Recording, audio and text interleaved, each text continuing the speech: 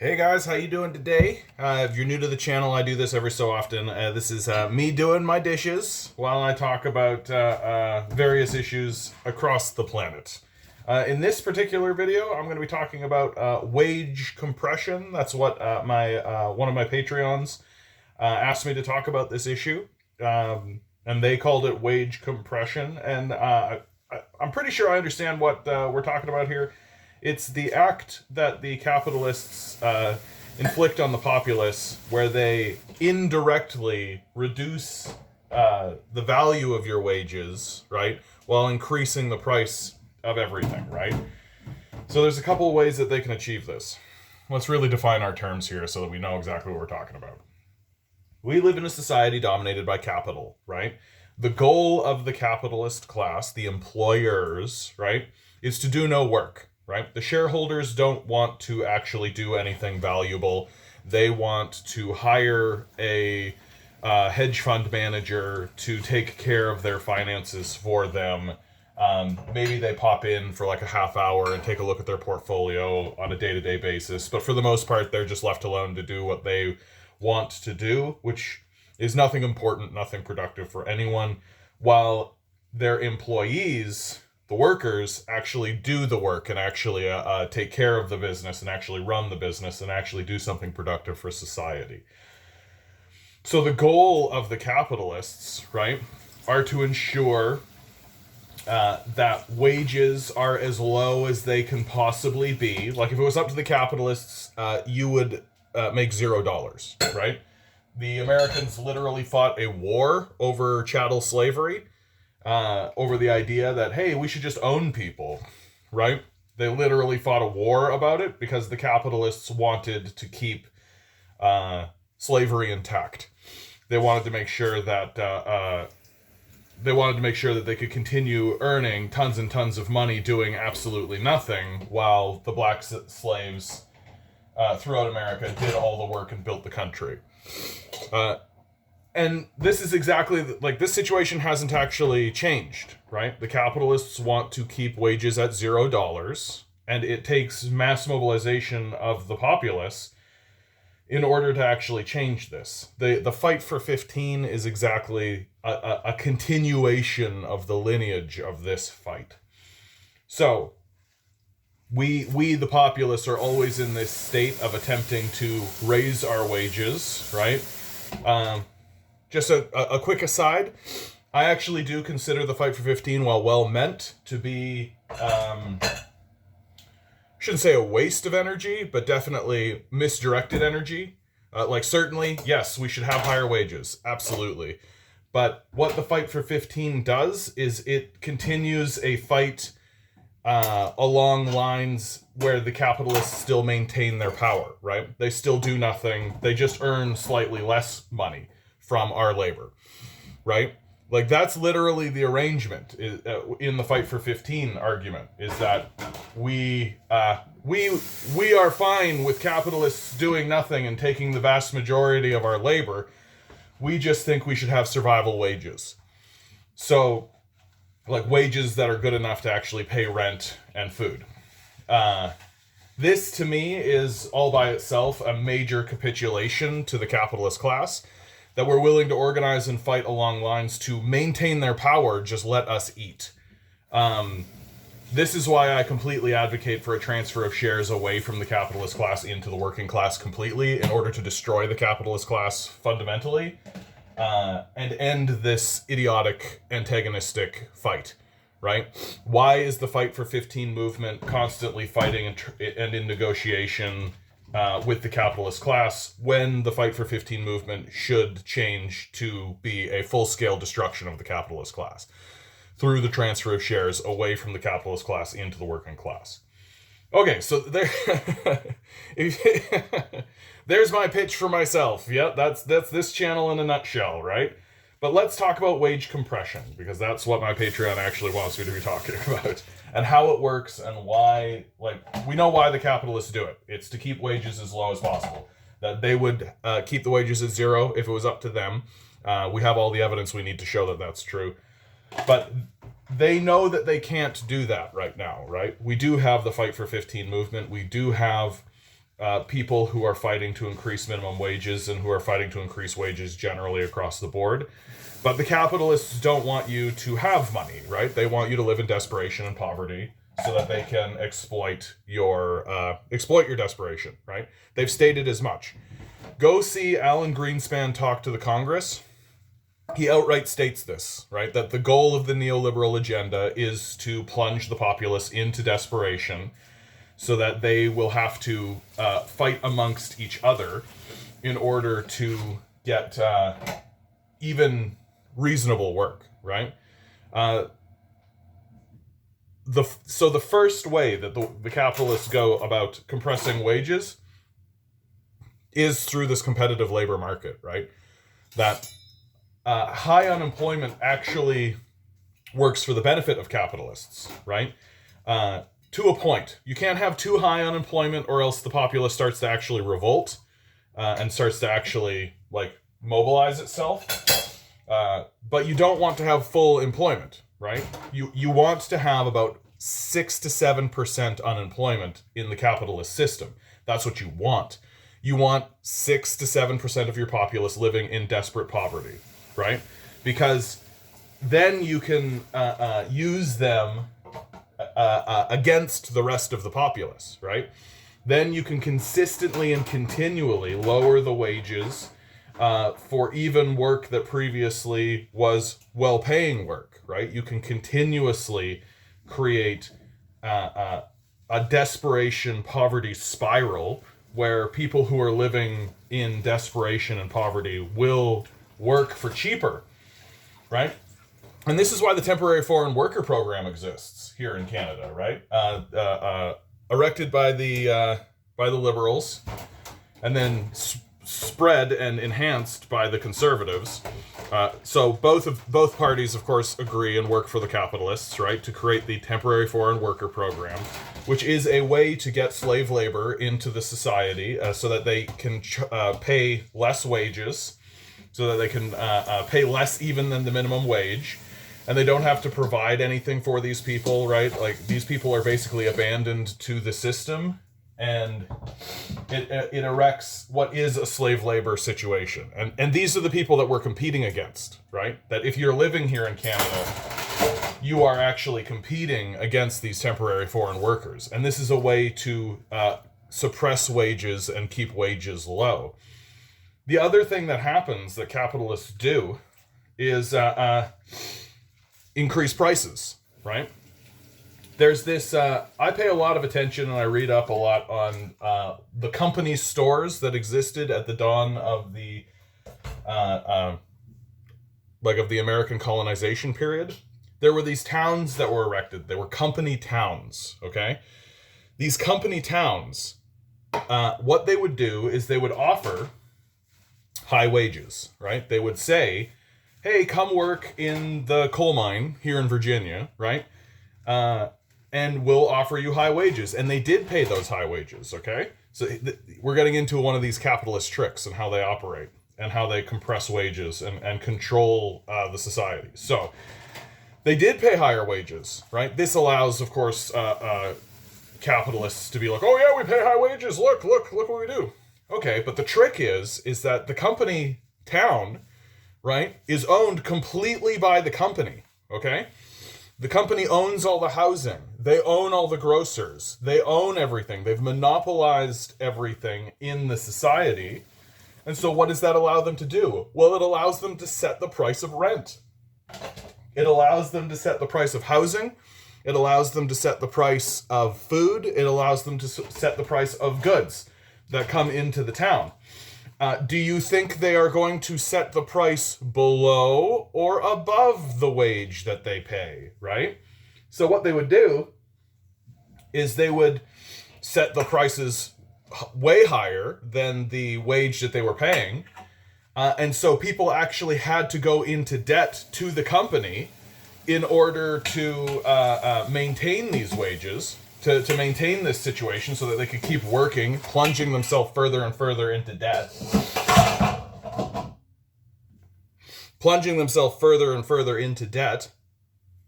And this eventually leads to big unionization movements because the populace figures this out. They figure out what the companies are doing, right? This leads to big union movements and ultimately the first aerial bombardment on American soil, which occurs between a company and bombing union workers, right? Like, these people are sociopaths. They've always been sociopaths. And if you try to organize in order to improve your lot, they will fire you, right? Plunge you into desperation, plunge you into poverty. And they've shown it, they've proved it. They will actively murder you, and they will actively go after your family. And to the point of bombing you with planes. Like, this is where we're at. And so this strategy hasn't gone away, right? That capitalists buy up our housing market, right? The housing market. Why is the housing market so crazy? Isn't there like 5 empty houses for every homeless person? Yes, there is, right? But that doesn't matter because they're sitting there empty, and the capitalists are happy to sit on them and not rent them, because that has 2 effects, right? Effect 1 is that it manipulates the price of housing on the market, right? So that if you are renting, you can jack the price up and keep it really, really high. But it also means that the value of housing increases, so that if you are a person who wants to turn our housing market into a gambling casino, you can go ahead and do that, right? The price of housing raises, and right now our housing market is completely inflated, right? It's completely inflated and it's completely artificially inflated.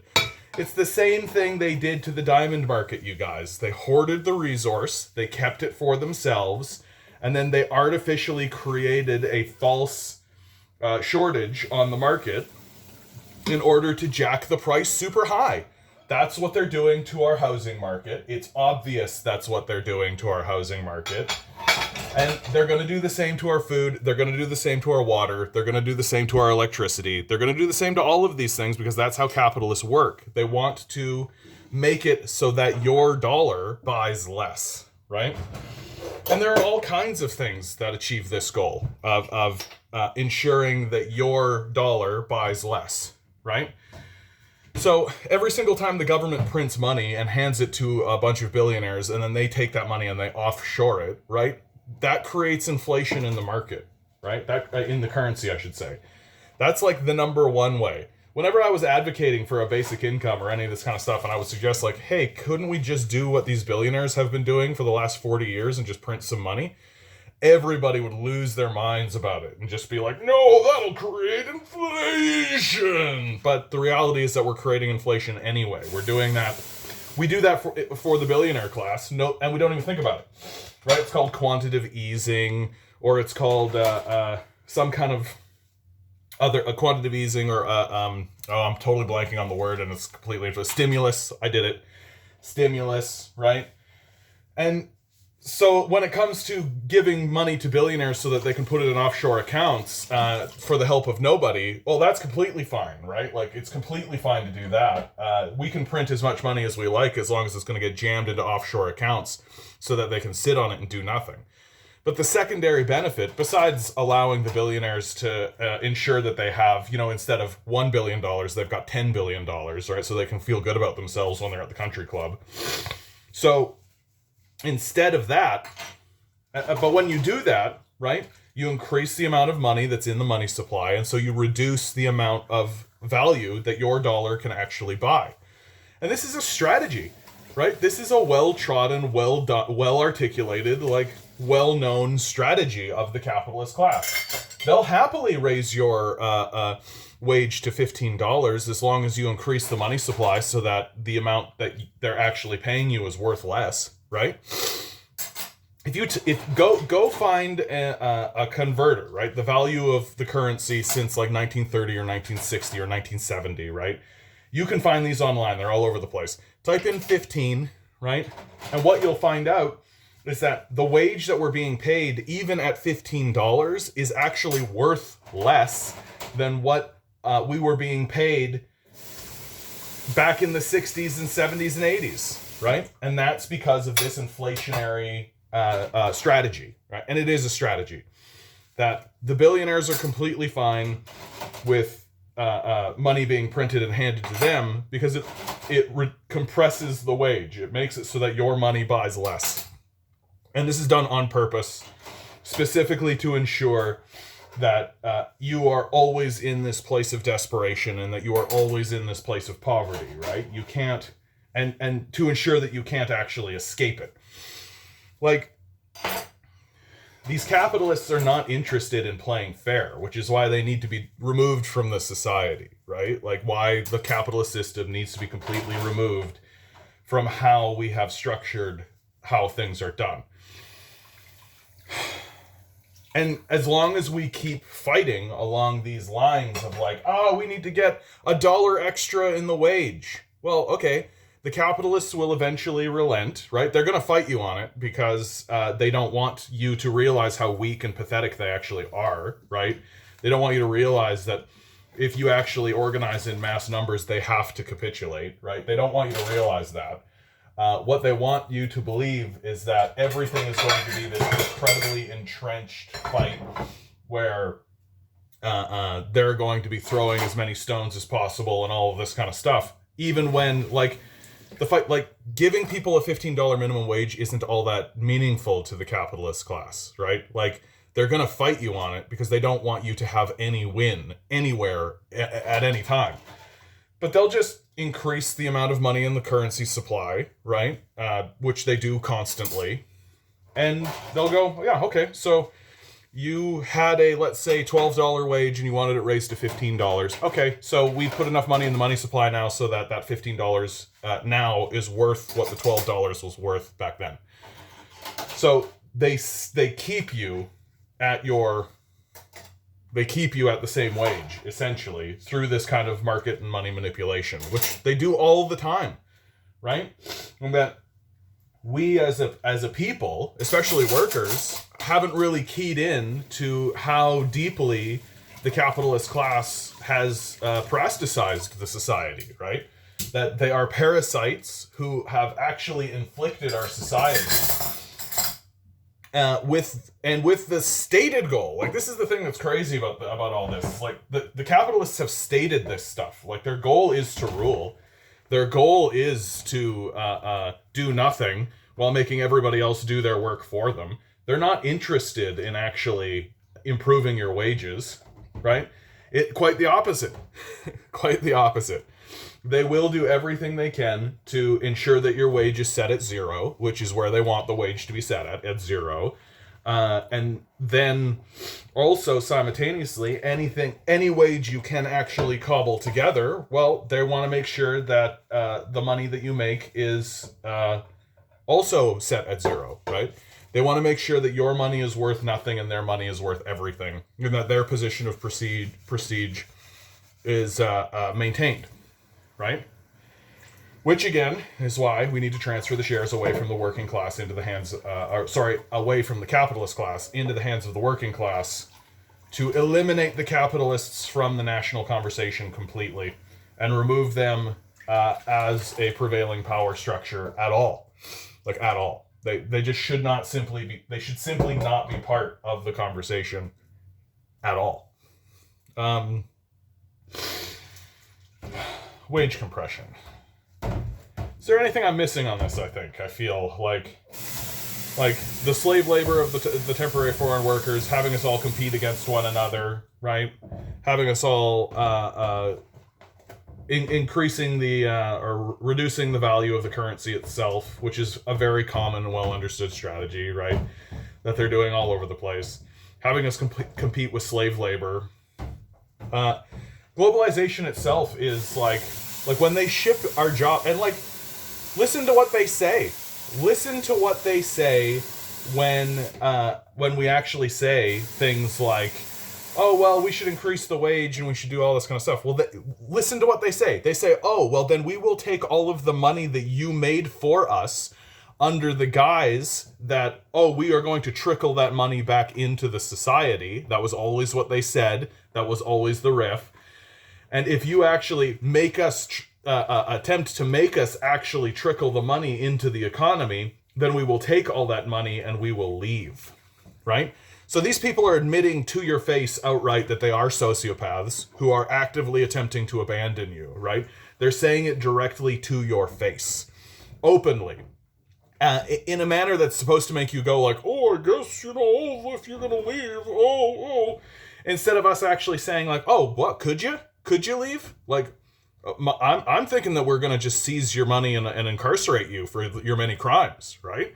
So if you want to self-banish yourself, sell all your assets, sell all your houses, sell all your stuff, and leave the society, that would be my preference. It'd be much easier if you did that, right? It'd be much easier if the capitalist classes actually just left the society, right? Our society would be so much better without the capitalists siphoning away productivity into offshore accounts where they never intend to use it, right? It's just literally a scoreboard for these people. And because at the end of the day, like, this worship of money, right? It all comes into this worship of money. We're all supposed to be worshiping money. Instead of asking, like, very, very basic questions, like, hey, how come people don't have food and shelter? How come food and shelter isn't just a given in our society? Why is it that food and shelter, when we have excess of food and excess of shelter, we're literally throwing food away on massive scales. We literally have enough shelter to house everybody, like 5 times over. We have enough of what we need to actually do something. So why don't we just have these things?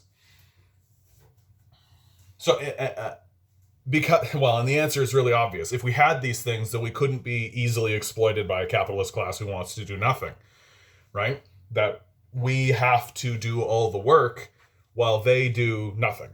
That's the system as it stands. That's the strategy. And these hereditary billionaires and people who are just born into their position of prestige and wealth, they're just going to stay there. They're just going to be maintained, right?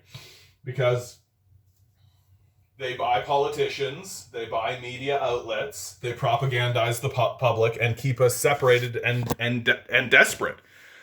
That's the goal, is to keep us separated and desperate. And they will always manipulate the currency, they will always manipulate the market, they will always do these things in order to keep us in our place. And that place is very simply do all the work for them while they do absolutely nothing. I don't know. I got like 5 more minutes to fill, but I don't know that I've got anything more to say on the subject outside of going around in circles. Wage compression is real. We've seen it over and over through the labor movement and our history of labor, right? It's a well-trodden strategy of the capitalist class to ensure that you are paid nothing, and then any bit that you are paid is designed to either barely cover food and shelter, or, and this is most realistic, right, to barely not cover food and shelter, so that you have to go into debt, right? That's what we've seen in this modern era of credit. Like, people act like credit cards and credit are like this hard and fast thing, but like, these are literally, like, credit cards were literally created in the 80s. Like, they're an extremely new technology that has had incredibly distorting effects. And one of the major distorting effects is that instead of people just strictly being abandoned when they are plunged into this cycle of debt peonage, they can go and get a credit card, right? And they can go and get they go to like a money mart or something and end up in this cycle, right?